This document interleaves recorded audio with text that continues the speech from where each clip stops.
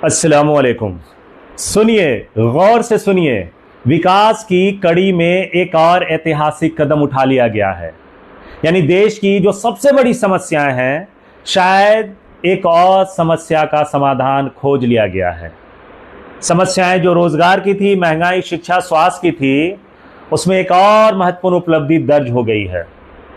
वो उपलब्धि क्या है? बरकतुल्लाह यूनिवर्सिटी का नाम बदलकर मां गंगा देवी भोजपाल यूनिवर्सिटी रखने का प्रस्ताव स्वीकार कर लिया गया है। खबर सिर्फ इतनी सी है, लेकिन क्या वाकई यह सिर्फ एक नाम बदलने की खबर है, या फिर ये उस दिशा की ओर संकेत है जिस दिशा में देश को धीरे धीरे लाया जा रहा है? इसलिए ज़रा रुकिए, ठहरिए और खुद से एक सवाल पूछिए कि एक यूनिवर्सिटी क्या होता है? क्या वो किसी एक धर्म की होती है, या वो किसी एक जाति की होती है, या वो किसी एक खास समुदाय की होती है?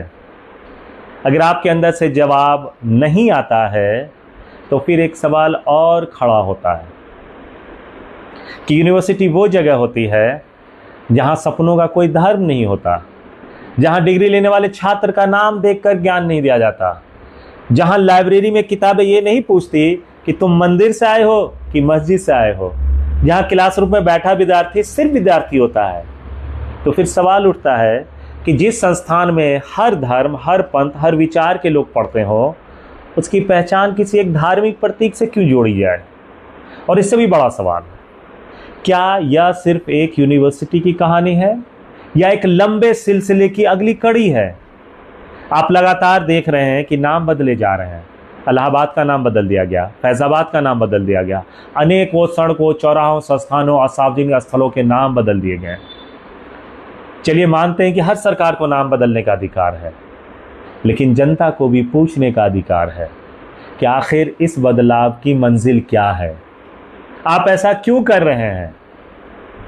क्या देश की सबसे बड़ी समस्याएं नामों में छिपी हुई थी, या फिर नामों के माध्यम से एक नई पहचान गढ़ी जा रही है?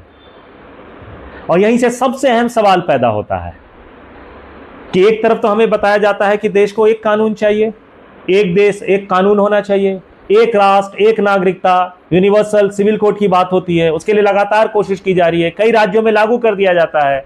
कहा जाता है कि धर्म से ऊपर उठकर सभी नागरिकों के लिए समान व्यवस्था होनी चाहिए। बहुत अच्छी बात है, लेकिन सवाल फिर वहीं घूम फिर कर आता है कि अगर सरकार धर्म से ऊपर उठकर कानून बनाना चाहती है, तो फिर सरकारी संस्थानों को धार्मिक प्रतीकों से जोड़ने की आवश्यकता क्यों महसूस होती है? यह सवाल किसी देवी का विरोध नहीं है, यह सवाल संविधान का है।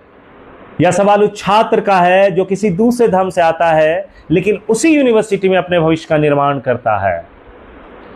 और वो पूछता है कि आखिर विश्वविद्यालयों के नाम उन लोगों के नामों पर क्यों नहीं रखे जाते हैं जिन्होंने शिक्षा की दुनिया बदल दी? क्यों नहीं उन वैज्ञानिकों पर जिनकी खोजों ने देश को आगे बढ़ाया? क्यों नहीं उन शिक्षाविदों पर जिन्होंने पीढ़ियां तैयार की? क्यों नहीं उन स्वतंत्रता सेनानियों पर जिन्होंने अपने जीवन को देश के लिए कुर्बान कर दिया, न्यौछावर कर दिया? इसलिए सवाल यह है कि ज्ञान के मंदिरों को ज्ञान के योद्धाओं के नाम से पहचाना जाना चाहिए, या धार्मिक प्रतीकों से, देवी देवताओं के नाम पर?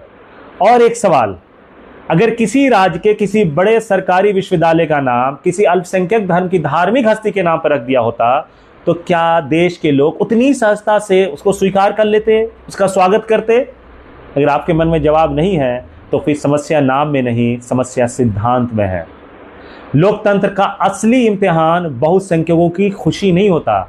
लोकतंत्र का असली इम्तिहान यह होता है कि अल्पसंख्यक कितना सुरक्षित और बराबर महसूस करता है। याद रखिए, संविधान बहुमत की ताकत से नहीं चलता है, संविधान बराबरी के सिद्धांत से चलता है। क्योंकि संविधान का पहला सवाल यह नहीं होता कि तुम कितने हो, उसका पहला सवाल यह होता है कि क्या तुम्हारे साथ बराबरी हुई? आज बहस बरकतुल्लाह यूनिवर्सिटी की नहीं है, आज बहस उस सोच की है जो धीरे धीरे सार्वजनिक संस्थानों की पहचान बदल रही है। आज सवाल सिर्फ एक नाम का नहीं है, सवाल यह है कि आने वाली पीढ़ियां सरकारी संस्थानों को किस रूप में देखेंगी? देश के साझा संस्थानों के रूप में, या किसी विशेष सांस्कृतिक पहचान के प्रतीक के रूप में? क्योंकि नाम सिर्फ नाम नहीं होते हैं, नाम इतिहास लिखते हैं, नाम स्मृतियां बनाते हैं, नाम आने वाली पीढ़ियों को संदेश देते हैं।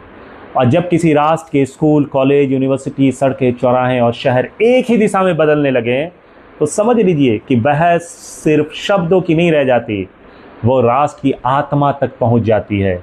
इसलिए आज सवाल पूछना जरूरी है कि क्या हम ऐसे भारत की ओर बढ़ रहे हैं जहां राज और धर्म के बीच की दूरी कम होती जा रही है, या फिर हम अभी भी उसी संवैधानिक भारत की ओर बढ़ रहे हैं जहां हर नागरिक, हर आस्था, हर पहचान को बराबर जगह मिलती है।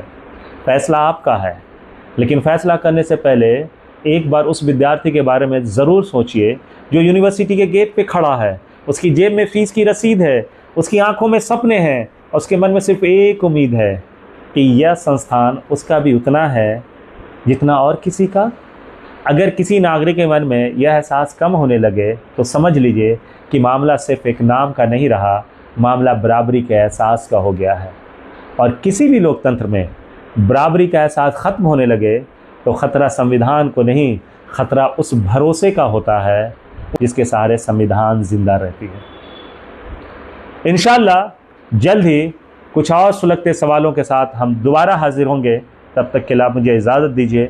मेरे चैनल को अगर आपने अभी तक लाइक, फॉलो नहीं किया है तो उसे ज़रूर कर लें, मुमकिन हो तो सब्सक्राइब भी करें। दुआओं से नवाजते रहिए। जय हिंद, जय भारत।